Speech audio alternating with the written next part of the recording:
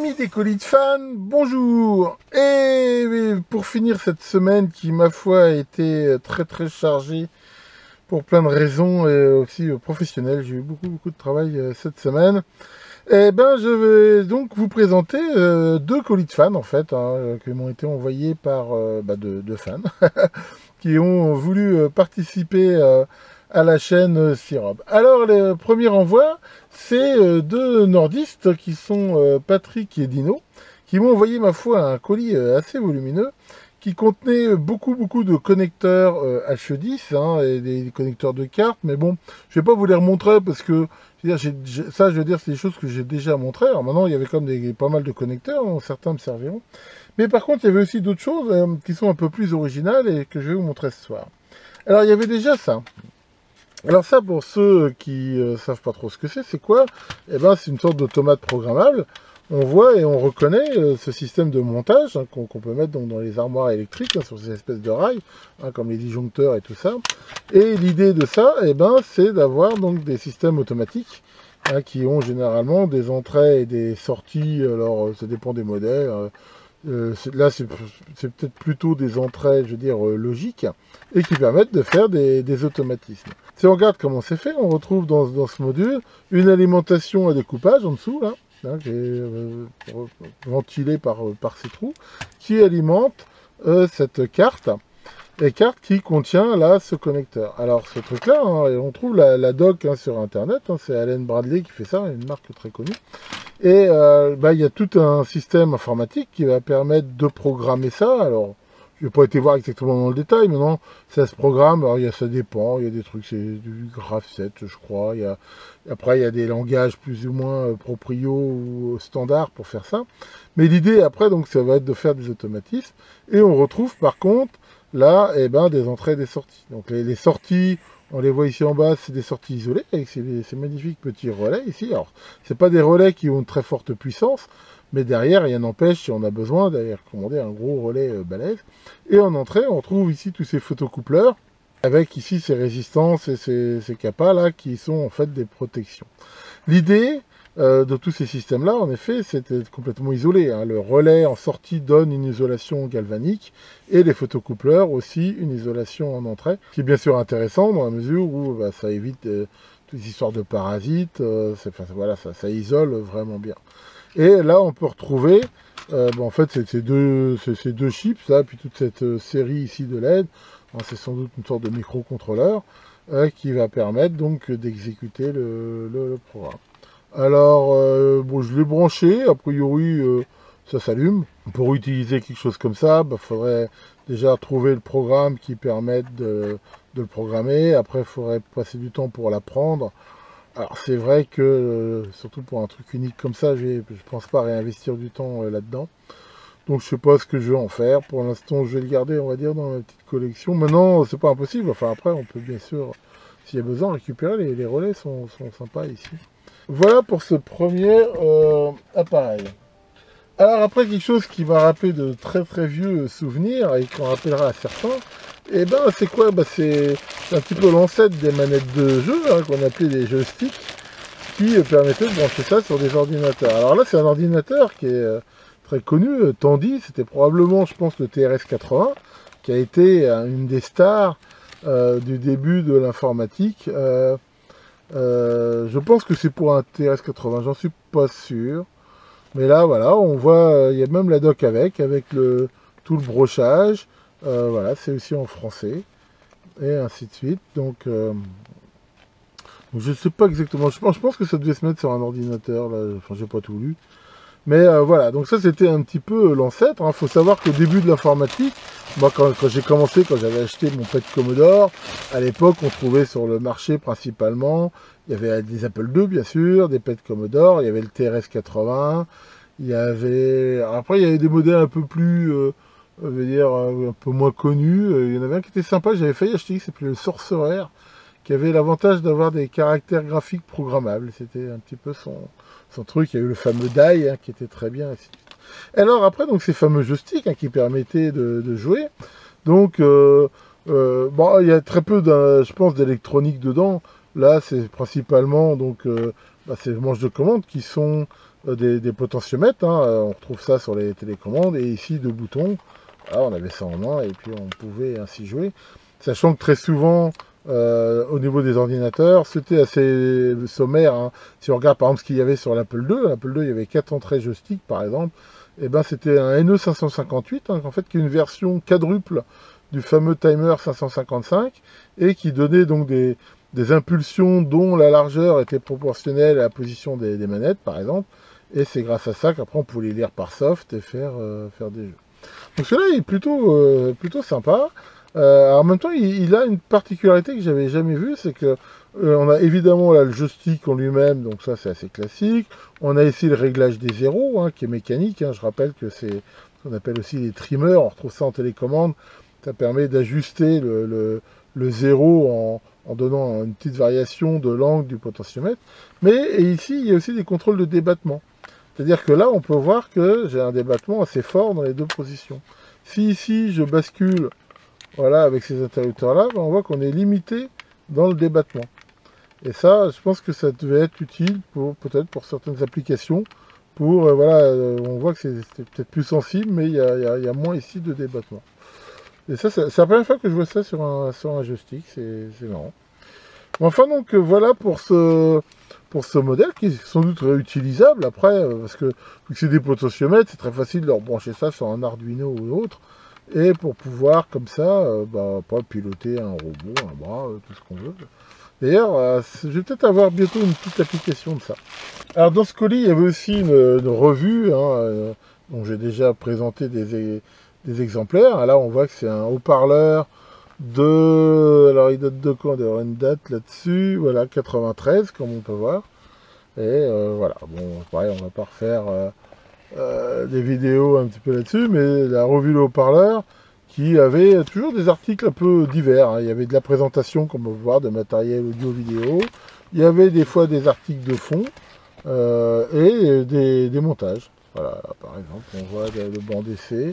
Et voilà, là par exemple, un truc qui est assez intéressant en fait, hein, par exemple, qui est un peu ce que je fais moi avec mes explications de schéma, où voilà, sur un schéma qui est un système manifestement de thermomètre différentiel, et ben c'est expliqué comment ça fonctionne et tout, c'était plutôt pas mal.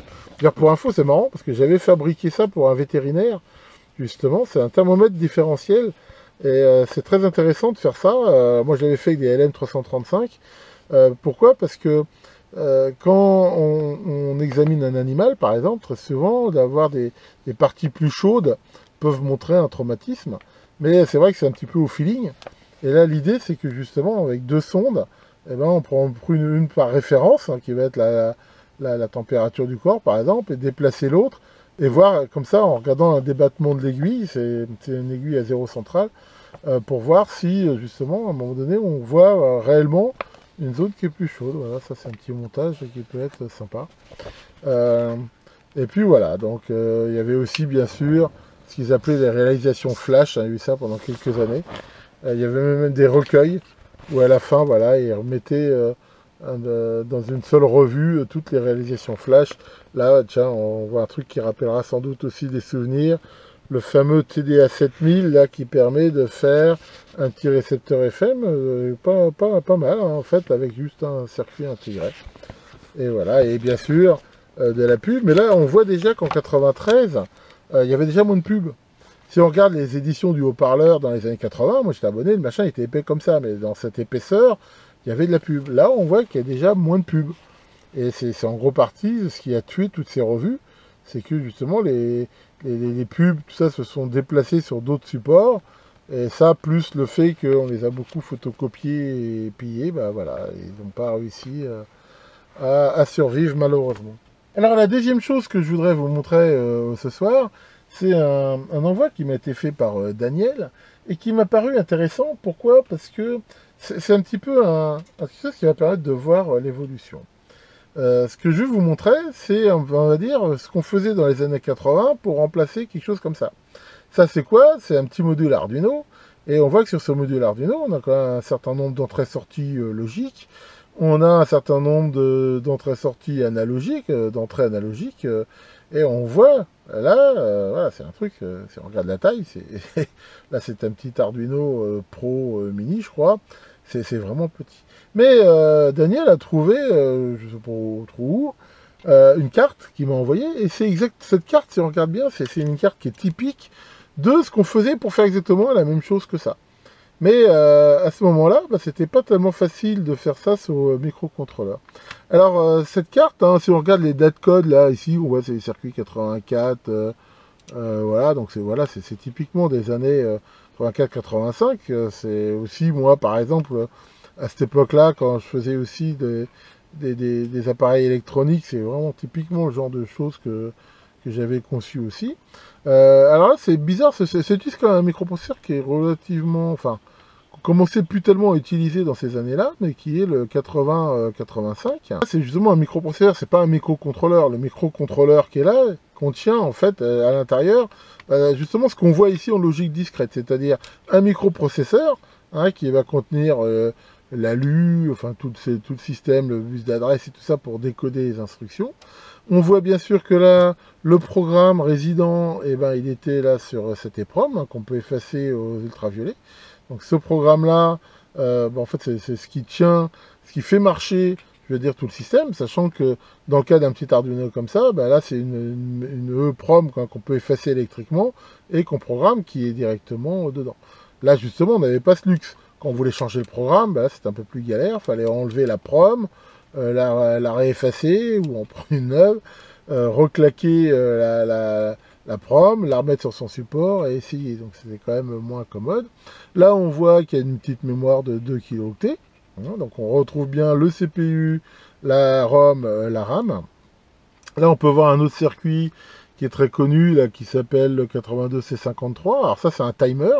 Hein, c'est un circuit qui va permettre soit de compter des événements, soit de générer des interruptions tous les X, ce qu'on a aussi bien sûr intégré dans un Arduino. Là, on peut voir aussi la fréquence d'horloge, et là, on voit que c'est un quartz de 5 MHz, à comparer avec les 16 MHz, ce truc-là. Donc là, on voit que c'est pareil, c'est pas tout à fait la même vitesse. Donc on a ici donc tout le système à microprocesseur, avec, voilà, on voit le système d'Alim, tous ces circuits ici, en fait, ça va être tous les buffers, les décodages d'adresses et tout ça. Et là, on peut voir un certain nombre d'entrées-sorties qui sont, pour le coup, pas paramétrables. Autant sur un Arduino, chaque broche, on peut dire si elle est entrée ou sortie.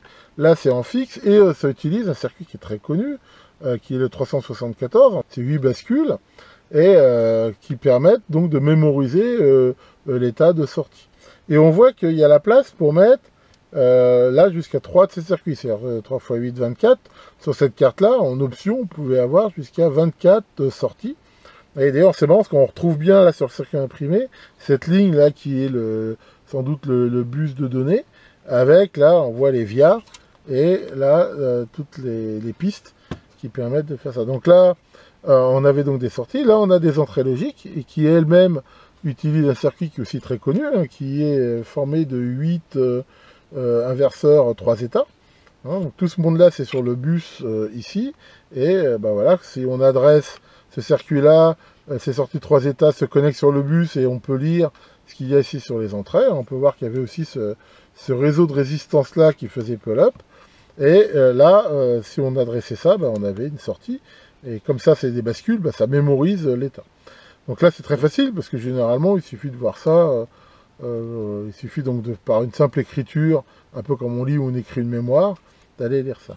Et là, on retrouve sans doute des entrées analogiques qui là sont faites, je pense, hein, là j'en suis pas sûr, mais je veux dire, à analyser comme ça le système, ça y ressemble fort, avec un système en gros de rampe, hein, c'est-à-dire que là on voit un certain nombre d'entrées analogiques, suivi d'un 4051, qui est un multiplexeur analogique, hein, qui va permettre au choix d'aller choisir quelle est l'entrée qu'on veut lire. Et après, avec cet ampli hop, ici, ce TL84, je pense qu'il y avait un système de génération de rampes et de comparateurs qui, grâce à la mesure du temps du CTC, permettait de façon pas très rapide, mais d'avoir des entrées analogiques. Donc voilà en gros hein, ce qu'on peut dire sur cette carte. Hein, c'est vraiment quelque chose de très typique de ces années-là. Il y a même des chances qu'elle fonctionne, je pense. Enfin, je ne l'ai pas testé. Après, on pourrait assez facilement la réutiliser pour le coup. Bon, il faudrait faire un peu de retrangineering pour retrouver les décodages. Mais enfin, je pense que ça serait pas si mal. Mais maintenant, c'est vrai que ça n'a pas tellement d'intérêt. Je veux dire, si je veux utiliser un truc comme ça, j'ai plus intérêt à utiliser ce truc-là qui vaut dans les 1 euro et quelques, qui sera quand même plus facile à utiliser que ce système-là. Mais voilà, je pense que c'était un peu intéressant. Ça n'empêche pas que dans ces années-là, existait déjà des microcontrôleurs quand même. Il y avait le 8048 hein, qui était très connu. À cette époque-là, je pense qu'il était déjà sorti le 8751. Il n'y avait peut-être pas encore le côté EEROM. C'est-à-dire que soit il fallait programmer par masque, ce qui était très coûteux, soit avec des proms aussi comme ça. Il y avait une version par exemple du 8751, du 48 aussi, avec comme ça aussi un quartz qui permettait de les effacer. Voilà pour cette présentation de ce soir. Donc merci à Patrick, Dino et Daniel pour vraiment ces petits envois. Ça me fait toujours plaisir de montrer ça. Et voilà, c'est un petit peu une séquence nostalgie, on veut. Je pense que ça aura sans doute rappelé des souvenirs à certains. Donc voilà, on arrive à encore un grand week-end, c'est plutôt sympa. Alors, bon, malheureusement, je crois que je vais avoir quelques corvées à faire, donc je pourrais pas faire que du bricolage. Mais j'espère quand même en profiter pour vous montrer encore quelques vidéos sympas. Alors c'est vrai que j'ai en plus accumulé pas mal de retard parce que voilà, j'ai pas ma liste de vidéos là, j'ai plein de trucs à faire et puis il y en a d'autres qui s'entassent et puis voilà. Enfin bon. Après tout vient à point pour qui sait attendre, comme on dit. Tiens, Maurice, oh là, t'as pas l'air content, qu'est-ce qui t'arrive? Il y a un enfoiré qui a rayé ta voiture. Oh, qu'est-ce qu'il a fait? Il a gravé dessus avec ses clés, connard. Oh, bah, en effet, c'est pas sympa. Et alors, qu'est-ce que ça fait? Tu t'es vengé? Qu'est-ce que ça fait? T'as gravé en dessous, connard toi-même? Eh ben, ça s'arrange pas. Bon, que le grand poilu vous fasse un beau week-end du 11 novembre et à très bientôt pour de nouvelles vidéos.